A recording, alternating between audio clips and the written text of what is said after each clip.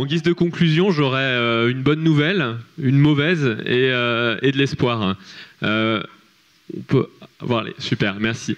La bonne nouvelle, c'est que la révolution dont parlait François Bertière est là et que tous les grincheux qui hurlaient rente quand on parlait d'immobilier, j'aimerais leur laisser méditer cette phrase.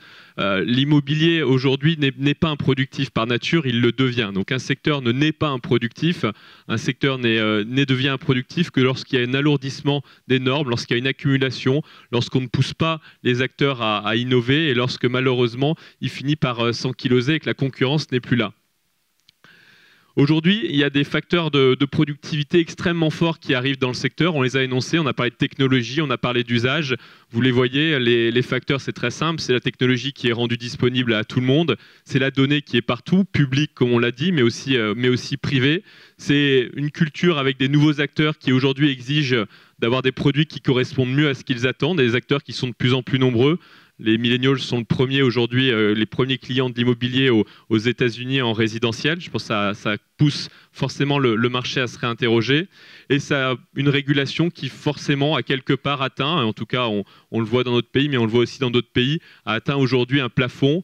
Et de plus en plus des régulations qui émanent de gouvernements locaux. On parle de la concurrence entre les métropoles, on l'a dit, et donc des gouvernements locaux qui sont en général plus sages dans leur rapport à l'immobilier, en tout cas qui font preuve parfois d'un plus grand pragmatisme que des gouvernements nationaux. Donc un secteur n'est pas improductif, mais il le devient.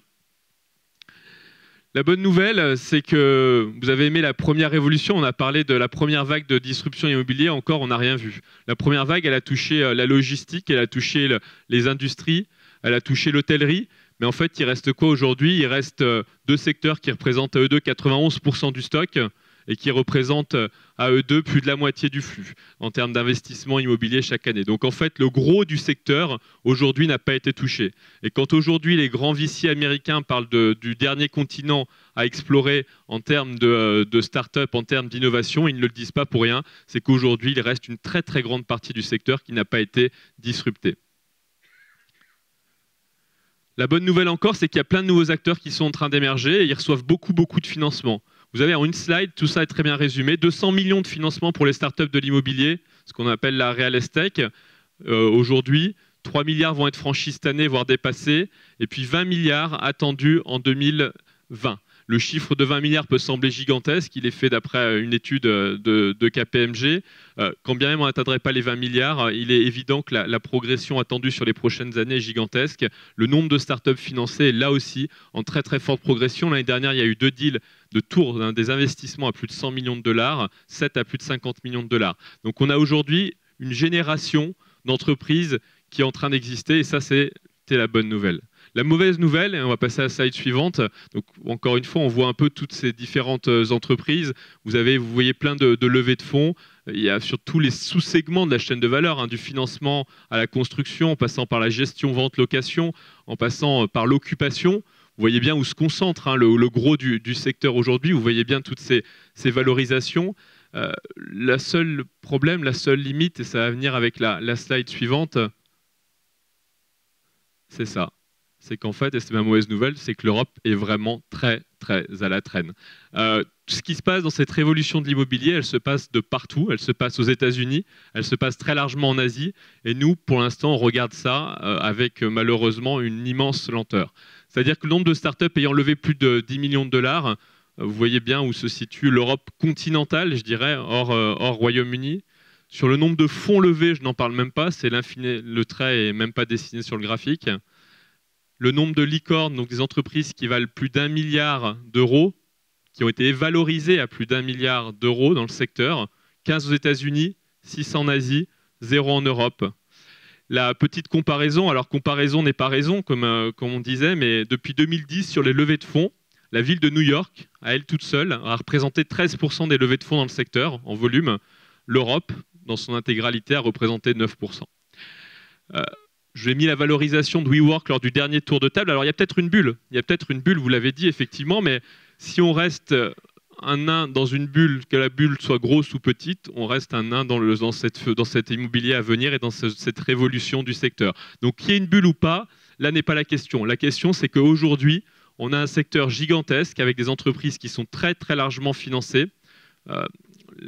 l'ensemble des fonds levés par une entreprise dont vous avez entendu parler aux États-Unis qui s'appelle Open Door, qui est en train de bouleverser assez fortement la façon de vendre des biens résidentiels. C'est 300 millions de dollars d'equity, 500 millions de dollars de dettes levées pour, en 4 ans, réussir à se disperser sur l'ensemble du territoire américain, équiper toutes les maisons de serrures connectées pour que lorsque les acheteurs veulent venir visiter une maison, ils accèdent directement dans l'appartement, ils le visitent et puis ils peuvent repartir et ensuite faire une offre. Pendant ce temps-là, Open Door a acheté le bien en 3 jours au propriétaire vendeur et le porte sur son bilan.